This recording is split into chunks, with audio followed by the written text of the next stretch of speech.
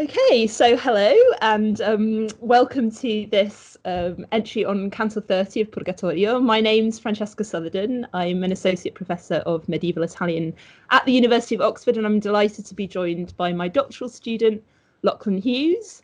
Hi. And we're going to just, as I said, talk about the 30th Canto of Purgatorio. And I thought I'd start by sort of saying why I felt this canto could resonate with us at the moment. And there's several reasons. I mean, one is that it's often considered really the great canto of loss, but also of reunion. So you may remember that it's the moment that, in a sense, is so intensely anticipated from really the beginning of the poem, from Inferno. There's a couple of points in the second canticle in Purgatorio in which Beatrice, the meeting with Beatrice, is also mentioned by Virgil particularly, and it's therefore very interesting, and it's something we'd like to talk about, this kind of idea that just as Beatrice arrives, like Virgil will depart, and those things are really inextricable in this part of the poem. It's also, for that reason, an intensely affective part of the poem. I mean, we often think of Dante's Commedia as really this summa of like medieval knowledge, and it really is, but it's also, I think this is a canto that reminds us that at heart it's also a love poem. And I think it was Borges that said it's almost like Dante wrote the Commedia to be able to kind of stage this encounter at its sort of, not sort of metrical, numerical centre, but at maybe its poetic core. And I think that's something that I've also found sort of, you know, really that sort of sense of this is a canto of love, but also of passion, and the way that that plays out in a very dynamic scenario here, really an event that is being staged for us in very interesting ways. I suppose because of that, I also, rereading it, I mean, I was struck by how, you know, the journey so far has really been one of, you know, progress, first down through hell, up the mountain, but here for a moment it's almost like that forward impetus is interrupted. And actually I think what we've both found interesting is this idea that you also get, you're to some degree catapulted back, if not only to sort of like the beginning of the state of lostness which Dante's in when Beatrice will recount his past life and what apparently led him to be lost in the dark wood, but also this idea that really it's like it's sort of a moment of unexpected crisis that seems to sort of like, yeah, like force a sort of recalibration of lots of elements of the past, which for Dante are also evidently like poetic as much as anything we could talk about as biographical. So yeah, I mean, I think this sort of sense of this kind of, yeah, again, a pivotal moment in the poem, something that really allows us to kind of think both backwards and anticipate some of the things that will be coming afterwards. But perhaps at this point, it would be good to sort of just remind ourselves exactly where we are. So I've mentioned a few details, but Lachlan, if you wanted to kind of say, sort of remind our those sort of watching where we are in the poem. Yeah, so speaking of going back to the past, so Dante's been lost in the dark wood. He's gone down through hell with Virgil. He's come up into the island of Purgatory, and he's, you know, climbed the 7 terraces, and then in 27 he's gone through the fire. And I think it's interesting that, you know, at that moment when he's sort of not quite sure whether he wants to go through this fire, Virgil, you know, really appeals to him with the anticipation of Beatrice. So as you say, you know, right through the poem, we've got all these expectations set up, and then particularly in the sort of passages that are leading up to this. So, you know, he says, tra Beatrice e te questo muro, and, you know, I can see her eyes shining already. And so then he goes through, we get into Canto 28, which is the encounter with Matilda, not Beatrice, as we're probably expecting, but, you know, Matilda. And then 29, we've got this sort of bizarre procession, which then at the end of the canto, there's a thunderclap, it stops, and then we open into Canto 30, which is this, you know, this real moment of encounter. Yeah. And so, I mean, just to sort of there, like sort of then the shape of the canto, I mean, just to remind us how that plays out. So it really is the sort of first part of the canto is really this kind of looking again at the kind of the procession, and then we have this herald, which is through this kind of this this citation first of a line from the Song of Songs, so Veni sponsa del Libano, so recognizing that this is going to be the way that Beatrice is introduced to us through this reference to the bride in the Song of Songs, and this very kind of like sort of, that's just one in a series of quotations, first from kind of like sacred texts and then also from a Virgilian text. We're going to sort of talk about Virgil in a moment, but certainly this idea that this is kind of a spectacular, you know, really an event, a sort of marvel in the proper sense, and then just this kind of the way that Dante then introduces Beatrice to us is actually, first of all, just with this phrase "donna m'apparve," and I mean, this is always something that I think we always think about, really catapults us back into like the lyric past, like the Beatrice that a reader that has read like Dante's Vita Nova would know, also from his Vita Nova, or perhaps from some of the rime.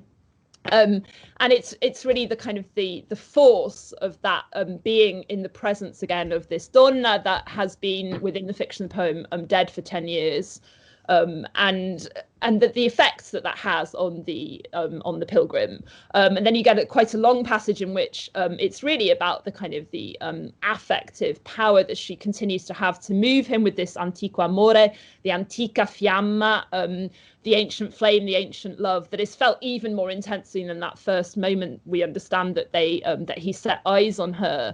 And then you have the kind of like realization that in this moment of coming of encounter with Beatrice is the moment when imperceptibly Virgil has actually departed. He's gone back to limbo, and then you get this really again a kind of a moment of Dante having to confront his feelings, and really the kind of it's quite an elegiac passage that really laments the loss of that dolcissimo padre, his dearest, sweetest father. And then the remainder of the canto is really focused on the interaction with Beatrice, who very visibly and powerfully has a voice here. And this plays out in very interesting ways, which hopefully we'll have some time to look at in a bit more detail. And basically, it's a moment of kind of reckoning. It's a moment of Dante having to kind of confront his past in different ways. It's also a way for anticipating what will come in the following canto, which is in a sense an extension of this kind of like taking stock. Here, even Beatrice seems to kind of want to exact a kind of justice for apparently this error, this transgression that is sort of in very interesting ways, like put forward in a sort of the way she tells almost like the life of Dante, but in her words here. So I thought perhaps it'd be interesting to think, you know, maybe in this idea that there's sort of this inextricable sense of kind of the reunion with Beatrice, which isn't yet a reconciliation, because actually this turns out to be a process of needing to properly kind of like, as we said, take stock, find one's way back. Again, it's another sort of moment of crisis, but that this coincides with, in a sense, one of the more tragic moments of the poem, we might say, which is the loss of Virgil. So I know that was something, Lachlan, you'd noticed as sort of interesting here. Well, I think one of the most interesting things about it is sort of all the different levels that are going on. So it's not just a narrative effacement. It's also, you know, if we think of this canto as a real sort of, you know, intertextual pageant, which it sort of is, you know, there's, as you say, there's these quotations from everything, and there are these series of quotations from Virgil, which I think work really well to efface his presence out of the poem. Not completely, but sort of, you know, it is an idea that's performed in this canto. So you get in line 21, Manibus Audate Lilia Plenis, which is obviously from book 6 of the Aeneid. And then the second quotation we get is kind of not quite a quotation, it's an Italian translation, which is this from book 4 of the Aeneid, so that's from the Dido episode, Conosco I segni dell'antica fiamma, which we get in line 48. And then the final sort of Virgilian echo is precisely that. It's an echo. It's sort of not even quite a translation. It's a sort of a reimagining, a repurposing of a passage from book 4 of the Georgics, with Orpheus, you know, losing Eurydice, and you get this Virgilio, these three namings. So in a sense, you've got this idea that Virgil is is leaving the poem in narrative terms, but also his sort of presence is kind of is really diminished in a sort of performative way by those kind of that series of quotations that gradually disappear. Yeah, and I think that's interesting, right? That this sort of reference to Georgics there with the like myth of Orpheus and Eurydice is really also kind of like emphasizing that elegiac character that's sort of set against, I suppose, you know, the other way this is sometimes thought about is that here it's the commedia, so you have the kind of tragic kind of mode of, you know, here also Virgil's text in some sense connected to that kind of like sense of tragedy, and here the commedia having both this kind of recognition of perhaps a loss that might be sort of somehow like really things that would be irretrievable, and then this return of Beatrice that is sort of, you know, really is like a, you know, absolutely sort of overturns everything also that Dante knows of himself. And I think it was interesting what you were saying, you know, with this kind of this emphasis on name. I mean, it's also the canto in which Beatrice names herself very vehemently, Ben Sem or Ben Som Beatrice. We can be in no doubt as to who she is, and that already is such a complex question, you know, the identity of Beatrice and how that is actually, she's such a hybrid and fascinating figure here.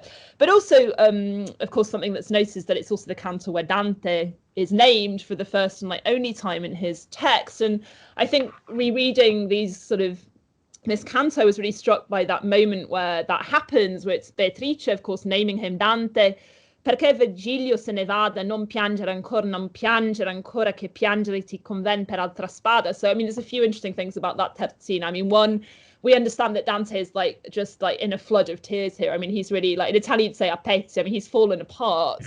I mean, it's a very visceral, like there's a lot of kind of visceral reactions. One is this kind of that kind of lyric intensity of being with, you know, in the presence of the donna, where he gets almost like, you know, he replays that sort of lyric moment. Here it's that like intensity of an experience of loss that has him, you know, he even says that his cheeks go dark again with tears.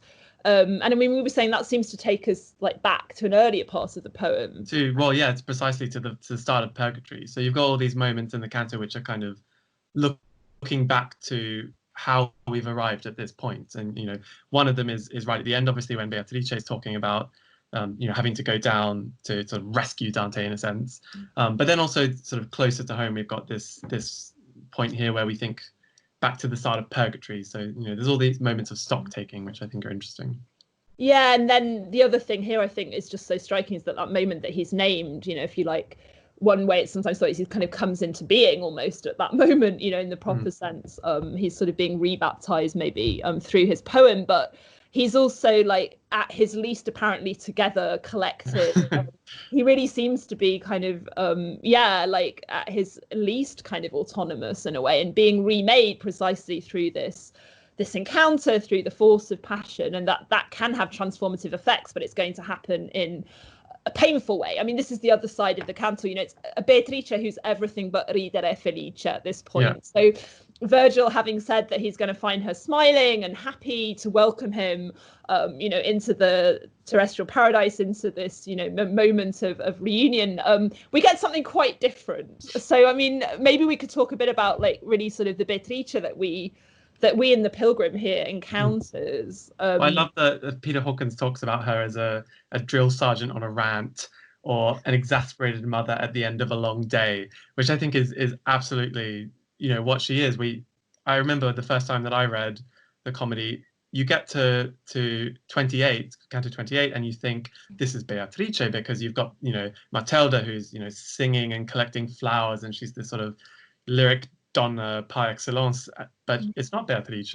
And then when we actually get to Beatrice, she's, you know, she's mean, and she's kind of scolding Dante, and she's saying, you know, no, you know, you've got to sort of account for all the horrible things that you've done. You know, you've gone away from the correct path and everything. So it's she's not quite the Beatrice we were expecting. Yeah, and I mean, she even seems to suggest that, you know, when she says, like, come degnaste da cedere al monte, like, how dare you even come up to the summit of the mountain? Non sapei tu che qui è l'uomo felice? And so, you know, there he's like, it's really almost like that itself could have been a transgression, that he should have entered the garden at all.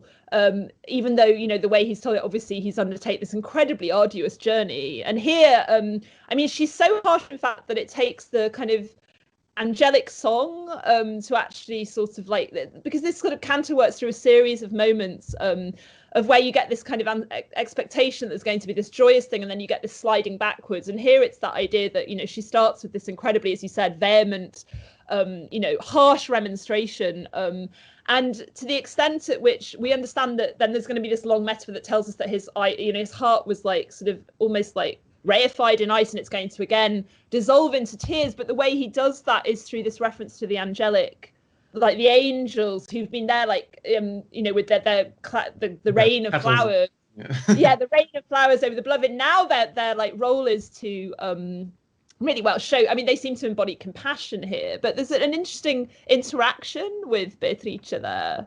Yeah, well, I think it's interesting that then she, in a sense, comes back at the angels and says, you know, what are you doing? He doesn't deserve this. You know, I think that the psalm that they're singing is interesting. Is Psalm 30, the Inte Domine speravi, and he particularly says, "Ma oltre pedos meos non passavo." They didn't go past this line.